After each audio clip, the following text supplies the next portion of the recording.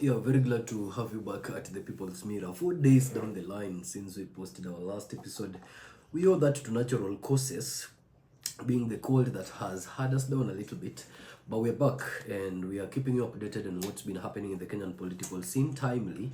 We are humbly requesting that if you're joining the People's Mirror for the first time, you hit the subscribe button so that we grow together and we keep you updated on these issues that arise from the Kenyan political scene from a researched, unbiased, and a well-stationed angle.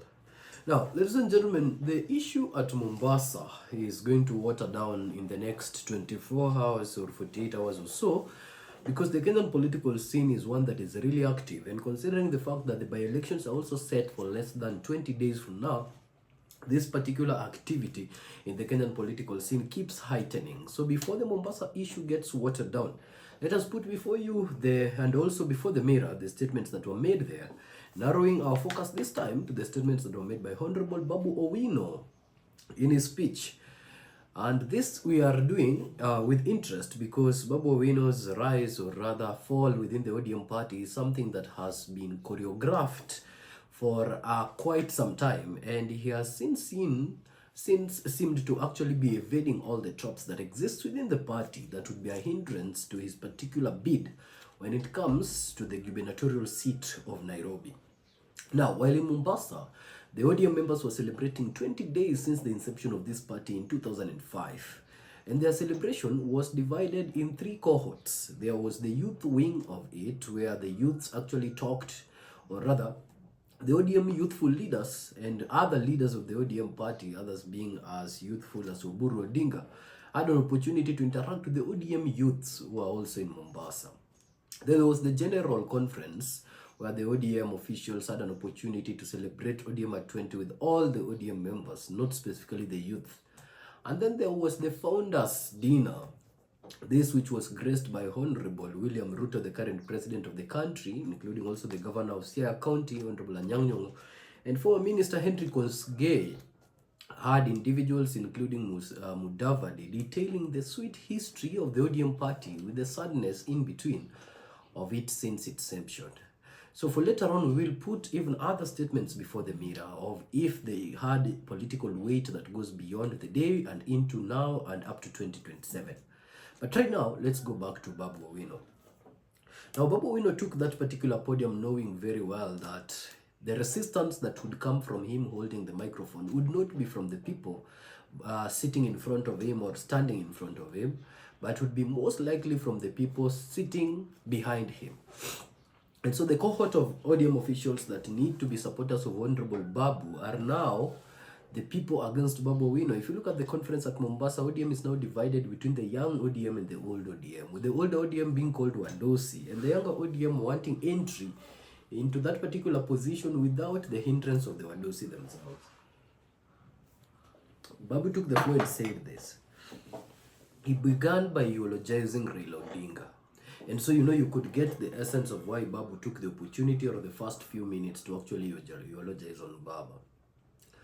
Honorable Babu has not found time since the inception of all these celebrations of the death of the late Raila Odinga to make public statements in the ceremonies that were organized by the state to eulogize Babu.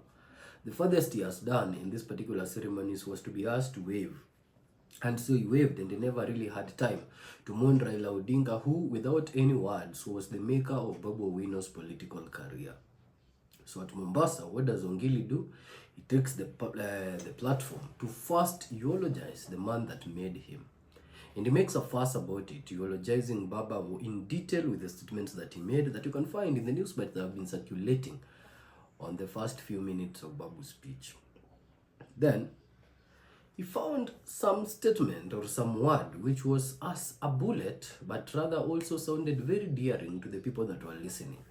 He called Raila Odinga a bridge that people used to the other side, a bridge that a lot of people leveraged to the other side. The effect of this political statement when it was made was to actually attack the older clique of the ODM party. Not that Raila Odinga's bridgeness, or rather, if that's a proper English, but Raila Odinga's own personality as a bridge have only helped the elderly members of the party. No. Even the younger members of the party are there as a result of the fact that Raila was a bridge. But Babu was talking about the people who have used this bridge to go to the other side and have forgotten where they have come from, with this particular bridge being the link between the two places. That he did very, very categorically. Then he took an opportunity to foresee a chance of the party sidelining him.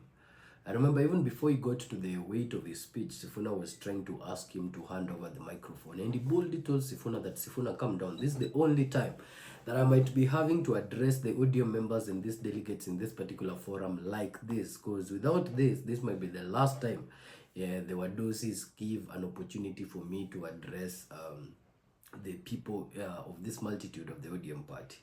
Now, before we go on the later statements that Babu made, there's something very interesting that happened once Babu finished his speech, which we will come back to. And he said, once he finished his speech, we will come back to this, the rest of the things he said within his speech. Once he told Sifuna that, Sifuna said, that will I ever give you an opportunity again now that Wadosis are mad? The statement of Sifuna is also one that needs to be taken very keenly in the Kenyan political space. Sifuna tries to identify with the Babu clique that holds on to the ODM party and the ideals of Raila Odinga, but have to do what they have to do right now within the ODM party, because there are certain Wadosis within the ODM party that wants things done a type of way. On the fate of those Wadosis, we will discuss with you shortly. Then he promised to go back to the streets. Now this was interesting. You know, the ODM party is currently in a broad-based arrangement with the UDA government. The effect of this is that if you are in arrangement with someone to help them secure their term to the end, you really need to sit with them in that arrangement to the end. So that is essentially what the ODM party needs to be doing. But that is not what they are doing, because they are divided within it. You look at Ruto and you're like, why are we supporting this guy post Raila's death? And it was Raila who pushed these people, the ODM party, into supporting this gentleman. So there's that cohort within the ODM party that feels that there's really no need to support Ruto post Raila Odinga, because the conditions that was based for supporting Ruto are just 10-point agenda. So supporting Ruto needs to be based on the 10-point agenda and not on the fact that Raila Odinga left them in broad-based government. And so Babu has said that even within that arrangement as it stands, if the prices of food goes high, they are back on the streets. If the prices of things goes high, they are back on the streets. If the people feel they are being mistreated, they are back on the streets. The message clear. We are not here to support you post 2027, and we are not here to even dilly-dally up to that 2027 if the things that are not agreed upon in that broad-based government are not met. That was the weight and the bullet that Babu had in Mombasa. He went there and disrupted not only the status quo of these older members of the party wanting to hold on to this position for quite some time, but also to even disrupt the broad-based arrangement that existed between Raila and Ruto as co-principals of the two parties, UDA and ODM. Then he talked to the Wadosi directly. He told them, Wadosi wetu hapa ODM wengine walipewa kiti. Wadosi nyinyi mliangalia hiyo kiti mkaona Babu haitoshi kitu yoyote. I don't know that this was alluding to the cabinet position or whether he had interest in the cabinet position. And if so, then that would dilute the essence of what Babu Wino stands for. If actually it can be reduced down to the fact that Babu is only attacking the government because he wanted a CS position, the way these attacks have been circulated around Edwin Sifuna, then they would have the effect of reducing the credibility of Babu Wino. But that notwithstanding, he asked the Wadosis who have been given positions in power whether or not they looked at Babu or decided that Babu was not fit. Another angle to look at it is perhaps Babu was not talking about the cabinet positions. He was talking about positions of power within the ODM party, which also he doesn't have. So he was asking them, should you now also really reconsider the fact that you have taken more positions of power, and Babu has been here for quite some time. Now, the biggest bullet of the day is when Babu told Oburu directly that he is behind him and he is supporting him right now because of the arrangement that they are in and because he's the current party leader. But he also warned him that hapo mbele, even Babu himself would be fit to become the party leader of ODM. Now, as this rift between the younger members of the ODM and the older members of the ODM keeps stretching itself, these statements positions them differently. It keeps enlarging that rift, and the bone of contention keeps remaining the broad-based government. The positions of the party within Ruto, who is enjoying from it and who is not, and why are they supporting it and why are they not. So come 2027, and beyond, once this Ruto issue will have been dealt with, whether the ODM party will be supporting the broad-based government or not. Because Raila Odinga Jr. also used the opportunity to say that the person who becomes the president in 2027 will be as a result of the ODM party. Of course, these are even coming after individuals like Cherigei have boldly said that Ruto is not going to give any position to the ODM party, kama si easy wenye kijiji and such like positions, which we will detail later before the mirror. So Babu's statements are showing Winnie statements that the ODM party is still on and it's going on, but for its longevity and into the future, it's now going to shift from the hands of the elderly to the hands of the young, and that particular shift is going to cause friction within the party. As Winnie Odinga describes it, nation building does not come easy. It's going to cause some frictions within the party.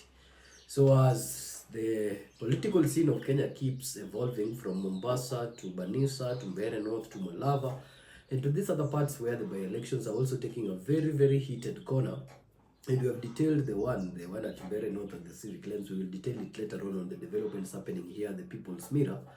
One thing that keeps ringing in our mind steadily is what is going to become of the ODM party, not post 2027, but within the 2 years that they are left with, to deal with their problems without Raila Odinga and to come back in the scene to negotiate for 2027 and beyond. That, ladies and gentlemen, are the statements of Honorable Babu Owino before the People's Mirror.